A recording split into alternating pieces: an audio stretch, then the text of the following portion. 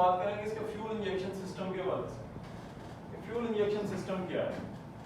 Fuel injection system की definition ये है कि फ्यूल इंजेक्शन सिस्टम ऐसा सिस्टम है जो फ्यूल को फ्यूल टैंक से ड्रा करता है, उठाता है, उसके बाद उसको फिल्टर करता है, फिल्टर करने के बाद उसको प्रेशराइज करता है, और प्रेशराइज करने के बाद उसको जो ज़रूरी क्वांटिटी है स्पीड के हिसाब से उतनी फ्यूल इंजन सिलेंडर के अंदर इंजेक्ट करवा देता है, स्प्रे करवा देता है ताकि पावर पैदा हो सके। ये फ्यूल इंजेक्शन सिस्टम का एक छोटी सी डेफिनेशन है। अब फ्यूल इंजेक्शन सिस्टम मुख्तलिफ तरह के आते हैं, जिस तरह मैंने आपको बताया मैकेनिकल फ्यूल इंजेक्शन सिस्टम है और इलेक्ट्रॉनिक फ्यूल इंजेक्शन सिस्टम है।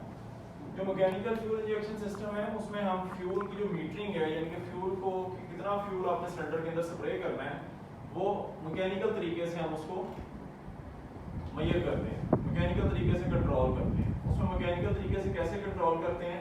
हमारे पास उसमें फ्यूल इंजेक्शन पंप लगा होता है, mechanical fuel injection pump. Mechanical fuel injection pump भी आगे दो तरह के होते हैं, एक इनलाइन फ्यूल इंजेक्शन पंप होता है और एक distributor type fuel injection pump होता है। दो तरह के पंप होते हैं, लेकिन जो हमारी कमर्शियल व्हीकल्स हैं उसमें हम inline type fuel injection pump इस्तेमाल करते हैं। वो परमानेंट ड्राइव ले रहा होता है इंजन क्रैंकशाफ्ट से टाइमिंग गियर के थ्रू। उसके अंदर क्या होता है, प्लंजर्स लगे हुए होते हैं, रैक होता है। जैसे ही ड्राइवर एक्सीलरेटर पैडल प्रेस करता है वो रैक से प्लंजर्स का स्प्रे कम और ज्यादा, उसमें कितना फ्यूल आना है प्लंजर्स के अंदर उसको कंट्रोल करता है। जितना फ्यूल उसके अंदर आ जाता है प्लंजर्स के अंदर, जैसे ही ड्राइवर एक्सीलरेटर पैडल प्रेस करता है वो आगे मजीद स्प्रे हो जाता है सिलेंडर में। उसके नीचे भी अपनी उसकी केम शाफ्ट लगी होती है, लिफ्टर होते हैं जो कि प्लंजर्स को ऑपरेट करवा रहे होते हैं। वो मैकेनिकल फ्यूल इंजेक्शन सिस्टम है। इलेक्ट्रॉनिक फ्यूल इंजेक्शन सिस्टम क्या होता है कि हम फ्यूल जो स्प्रे होना है सिलेंडर के अंदर उसको हम कंट्रोल करते हैं इलेक्ट्रॉनिक तरीके से। इलेक्ट्रॉनिक तरीका क्या है कि उसमें हमने कंप्यूटर लगाया होता है, और कंप्यूटर जो है वो मुख्तलिफ सेंसर्स होते हैं और एक्चुएटर होते हैं। सेंसर से वो अपनी इनपुट ले रहा होता है, मुख्तलिफ सेंसर हैं, वो सेंसर से इनपुट लेगा, फलानी जगह क्या है, फलानी जगह क्या इंफॉर्मेशन है, सारी इंफॉर्मेशन इकट्ठी करेगा। इंफॉर्मेशन इकट्ठी करने के बाद उसको कैलकुलेट करेगा, कैलकुलेट करने के बाद उसको स्प्रे करवा देगा सिलेंडर के अंदर। अब मैकेनिकल फ्यूल इंजेक्शन सिस्टम से हम इलेक्ट्रॉनिक फ्यूल इंजेक्शन सिस्टम पे क्यों कन्वर्ट हुए हैं, उसके कुछ फायदे हैं। वो फायदे क्या हैं? सबसे पहला फायदा ये है कि मैकेनिकल फ्यूल इंजेक्शन सिस्टम में जो फ्यूल की मीटरिंग है वो ज्यादा एक्यूरेट नहीं है, यानी कि फ्यूल जाया ज्यादा हो जाता है।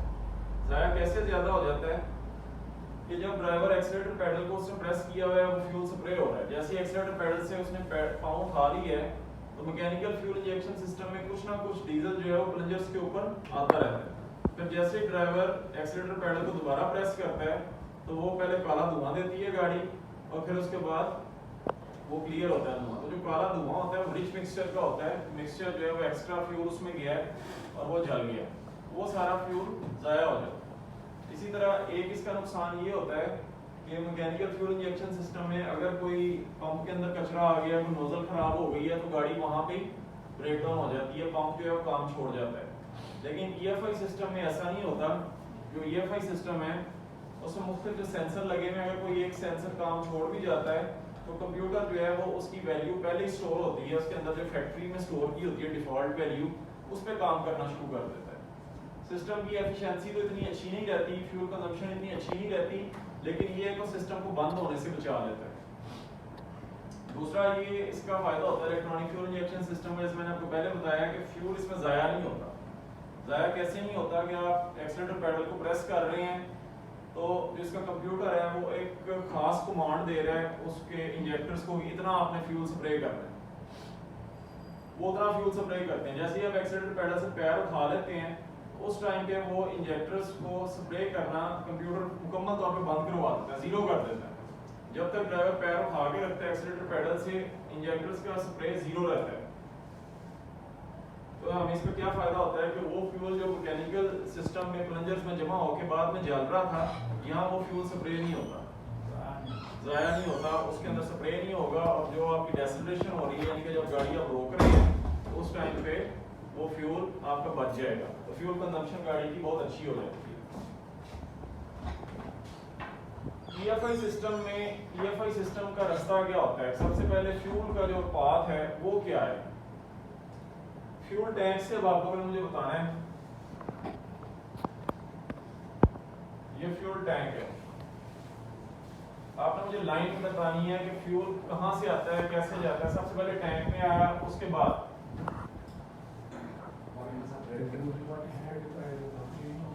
और ये हम बात कर रहे हैं पहले 6122 की सिंगल ग्लास, हम बात कर रहे हैं सिंगल ग्लास। फ्यूल टैंक के बाद कहाँ पे आया जी, वाटर सेपरेटर। ये कहाँ लगा हुआ है,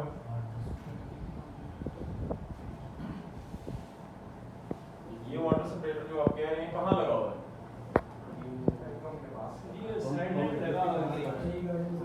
जो डिक्की में लगा हुआ है। पहला वाटर सेपरेटर 1, ये वाटर सेपरेटर 1 में आ गया। उसके बाद वाटर सेपरेटर 2, ये कहाँ लगा हुआ है, कहाँ लगा हुआ है, मेन डोर वाली डिग्गी जब हम उसका होल्ड उठाते हैं तो सामने हमें एक वाटर सेपरेटर नजर आता है, वाटर सेपरेटर 2 है।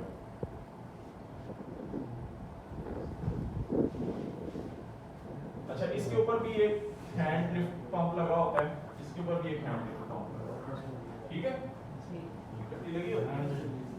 उसके बाद फ्यूल कहाँ जाता है, प्रेशर जो इंजन के साथ डीजल वाला नहीं वहाँ नहीं जाता, लो प्रेशर पंप में नहीं पंप में नहीं जाता, हैंड प्राइमर प्लस का भी एक हैंड प्राइमर साथ एक्स्ट्रा एक साथ लगा होता है, उसमें आता है। मैनुअल का मैनुअल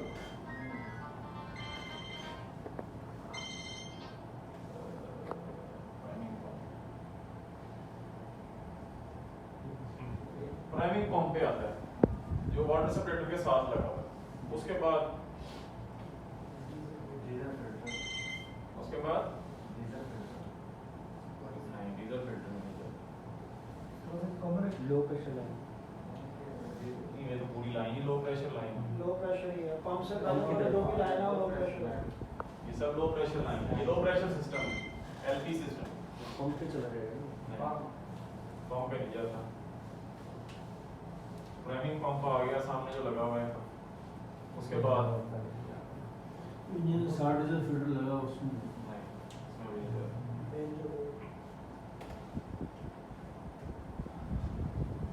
इसके बाद ना एक डिस्ट्रीब्यूटर लगा होता है पीछे, जहाँ पे वापसी इकट्ठी हो रही होती हैं।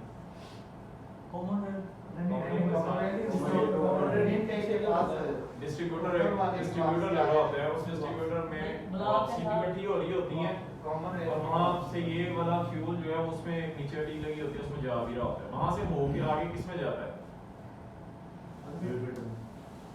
वहाँ से होके आप लोगों को यही नहीं अभी तक पता चला कि वहाँ से होके फ्यूल जो है वो ECU के पीछे कूलिंग प्लेट लगी हुई है।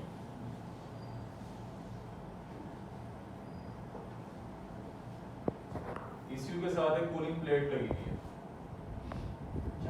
कंप्यूटर जहाँ लगता है उसके पीछे एक कूलिंग प्लेट होती है।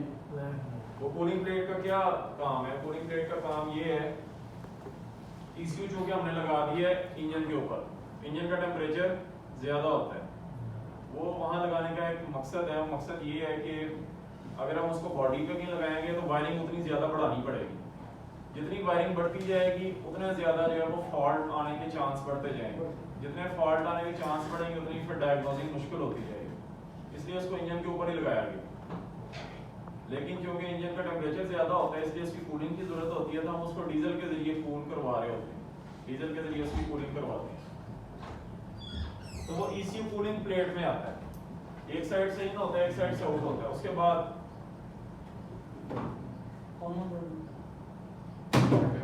पंप में जा कहाँ जाता है जी, पंप में पंप। इसका पंप जो है वो कौन सा पंप है, वो एक ही पंप है कि दो पंप हैं इकट्ठे,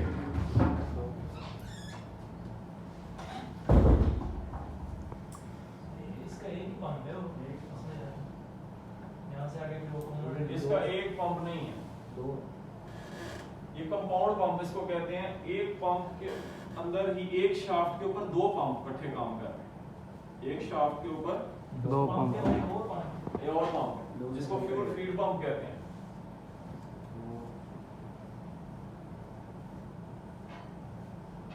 ये फीड पंप है, इस फीड पंप की इन पे आता है फ्यूल और फिर ये उसको आउट करवाता है यहाँ से।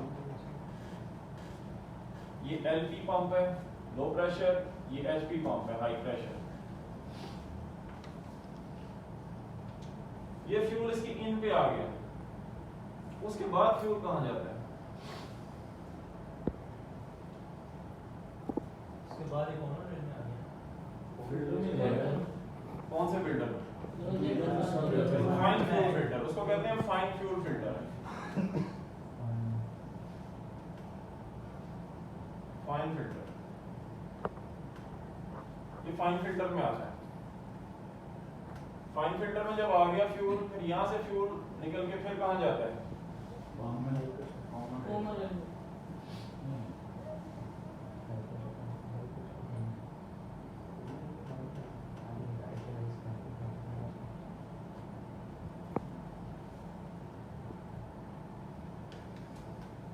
ये कहाँ जाएगा उसके बाद? पंप में high pressure pump. High pressure pump में जाएगा।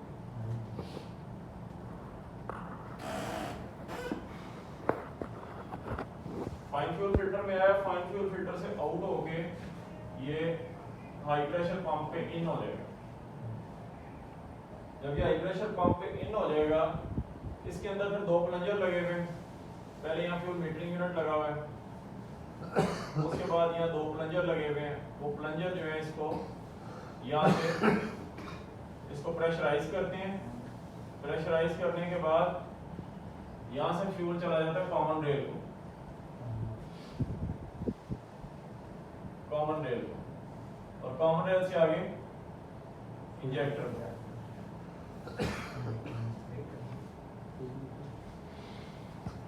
ये इसका लाइन डायग्राम है, फ्यूल कहां से चलता है और कहां जाता है। आप लोगों को अभी तक यही नहीं पता चला, फिर आप लोग इसका मतलब मैकेनिक होना ना और फिटर हुए आप सब। फिटर और मैकेनिक में क्या फर्क होता है? की फर्क होता है फिटर और मैकेनिक? हाँ, और बस कह दे यार शैक खोल के बंद कर दे, वो ही काम है। वो इधर उधर नहीं देखेगा कुछ भी, वो जाएगा जेडी शहर दोगे वो खोलेगा सेट करके वापस आ जाएगा। मैकेनिक क्यों होता है? समझ रहे? फिर तुसी फिटर और मैकेनिक हो, तो फिर तो लाइन का पता ही नहीं लगा अज तक। फॉल्ट किस तरह ट्रेस करोगे? तो तो लाइन का ही नहीं पता फ्यूल किधर जा रहा है। फर्स्ट करो ईसी कूलिंग प्लेट पिछों चोक हो गई, चोक हो सकती है ना कूलिंग प्लेट पिछों, कि नहीं चोक हो सकती? किस तरह तुम ट्रेस करोगे? तो ये नहीं पता ਉਹਦੇ ਵਿੱਚ ਵੀ ਜਾ ਰਿਹਾ ਹੈ ਡੀਜ਼ਲ।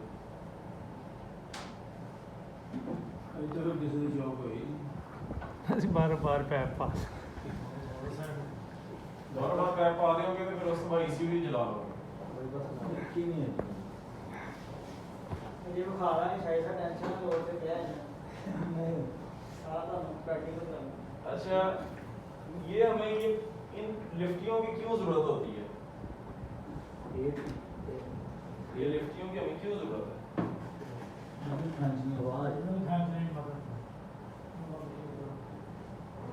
ये जो पंप लगा हुआ है ना, ये लो प्रेशर पंप, ये रोटरी पंप है। ये जो पंप है, जो हाई प्रेशर पंप है, ये रेसिप्रोकेटिंग है। पलंजरी, ठीक है, आप लोगों की जुबान। ये जो लो प्रेशर पंप है ना, इसको ये आम घरों के हिसाब से देखें तो ये छुआ मोटर है। ये क्या है? जीरो की जो मोटर होती है, ये वो है, ये लाइन के ऊपर लग जाती है। और ये जो है, ये डॉगी पंप है पानी के हिसाब से, ठीक है। क्या फर्क होता है दोनों में, चूहा मोटर डॉगी पंप में?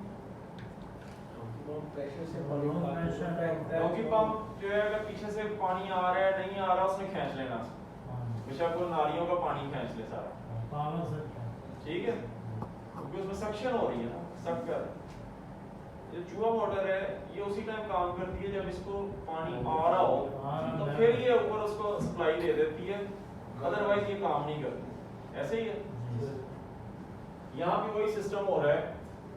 हम पहले फ्यूल टैंक से फ्यूल उठा के देते हैं, पहले वाटर सप्रेटर की लाइन तक ये क्लियर करते हैं, उसके बाद अगले वाटर सप्रेटर की लाइन क्लियर करते हैं, उसके बाद हम ये पंप से जो है लाइन क्लियर करते हैं, जो प्राइमिंग पंप लगा हुआ है, लाइन क्लियर करके हम ये सारा इसकी इन पे दे देते हैं इसको डीजल। जब हम इसकी इन को डीजल दे देते हैं, उस टाइम पे जब हम इसको स्टार्ट करते हैं तो ये डीजल उठा लेता है, अदरवाइज ये डीजल नहीं उठाएगा जब तक आप इसकी इनलेट पे डीजल नहीं देंगे।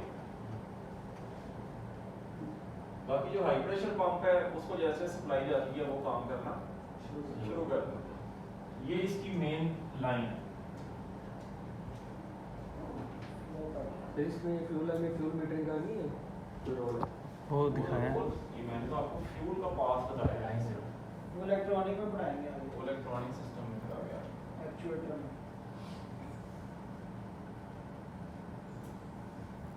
ये डायग्राम समझ ले सारे, कोई अगर सवाल तो पूछ लो।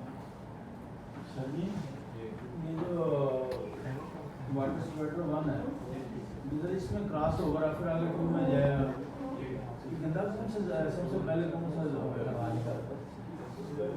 सबसे पहले यही वाला गंदा होगा, क्योंकि ये अपने अंदर जितनी भी उसके इम्प्योरिटीज होंगी या पानी होगा उसको अपने अंदर जज़ब कर लेगा। फिर हो सकता है कि कुछ चीज़ों को ये ना जज़ब कर सके, कुछ रह जाए। 100% आ रही थी, 50% होगी, अगले में चला गया।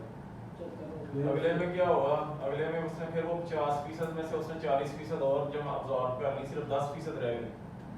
वो 10% फिर ये जो आपका है फाइन फिल्टर, सबसे ज़्यादा यही गंदे होंगे। यही गंदे कि हमने 8-10 हज़ार रुपये और देखे हैं, उनको फाड़ कर भी देखा, ये फिल्टर हमेशा साफ रहते हैं।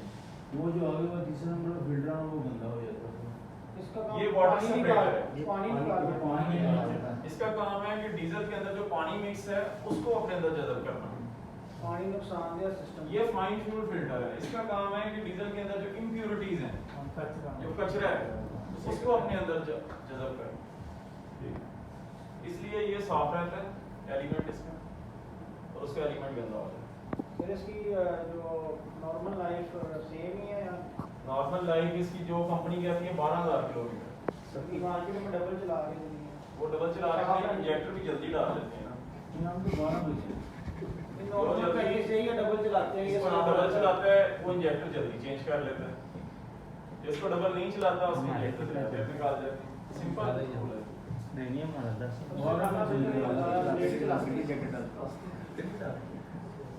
कल तो 12,000 भी चेंज करते तो भी इंजेक्टर डालते। कितना गाड़ी चला गए? नहीं 7-8 पे भी खुले इंजेक्टर। 7-8 लाख गाड़ी जो है, 7-8 लाख पे जायज़ है इंजेक्टर।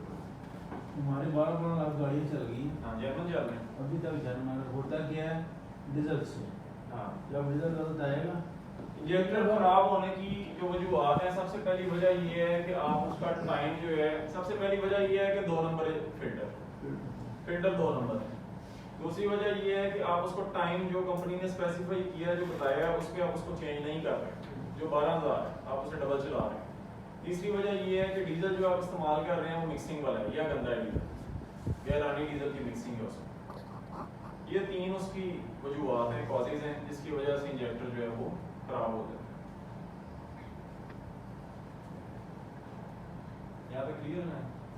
फिल्टर की साइज जर्मन की और दूसरे से हम लेते हैं क्या